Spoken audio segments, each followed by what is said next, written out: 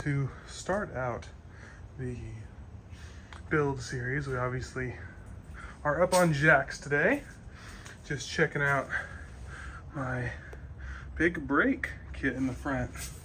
So one of the really cool things about Subaru is that they're pretty lazy, and they tend to make a lot of things cross-compatible between different chassis and model years, and like, for example, anything that's 5x100 bolt pattern. So any Subaru crosstrek, almost any Impreza except for the newest generation, all old Outbacks and Foresters, they're like 2010 both before pretty much, are all 5x100 bolt pattern. And so the really cool thing about that is that in 2006 and 7, the WRX came with a fixed caliper 4-pot brake system in the front. And the really cool thing about that is it's a lot stronger.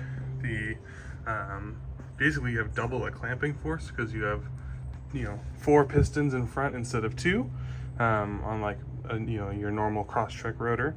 And so when you have a car like mine with big bumpers, big tires especially, a car, for example, mine weighs like almost 1,000 pounds over just a standard crosstrek. You need that extra bit of braking power. So when you can throw something really cool like this from a 2006 WRX on, paired with some really cool and high quality wave spec rotors, you're gonna end up getting a lot better braking power. It's a lot closer to what the car was like before I added all this extra weight to it. So but yeah, anyways, the really nice thing about it is all you have to do is get a 2006 brake rotor, 2006 caliper, and it all literally bolts on, including the brake line itself.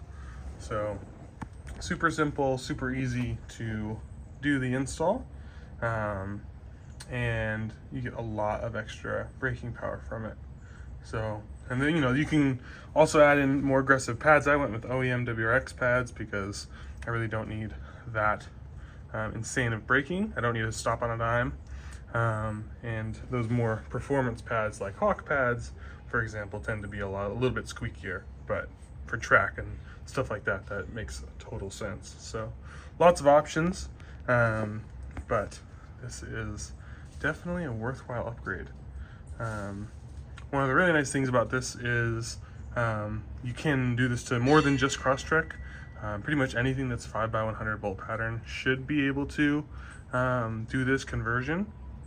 I'm not sure off the top of my head, but a little quick search online in the forums and Facebook groups and whatnot should be able to clear it up for your specific model year. But the best part about it, it still clears 15-inch brakes, or 15-inch wheels. So with this, I don't have to, unlike the Brembo brakes that people put on, the Brembo upgrades or whatever, those require usually 17-inch wheels.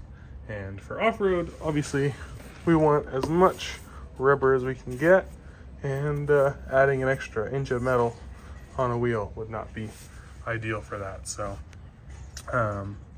anyways, I'll give it more of an in-depth review on the rotors once I get the rears in soon, but these wave specs are also just primo creme de la creme. So alrighty, I also wanted to just quick stop and say that I did upgrade my brake master cylinder to a 2016 Subaru WRX master cylinder, but that's not necessary for everybody.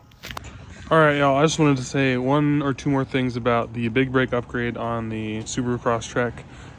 Basically, at the end of the day, we're doing this to help bring back our stopping power to something closer to OEM, now that we've added heavy things like bumpers, bigger tires, racks, tools, etc. Like, I'm carrying 1,000 pounds over stock, and a lot of you are too, especially when you're loaded up with camping gear.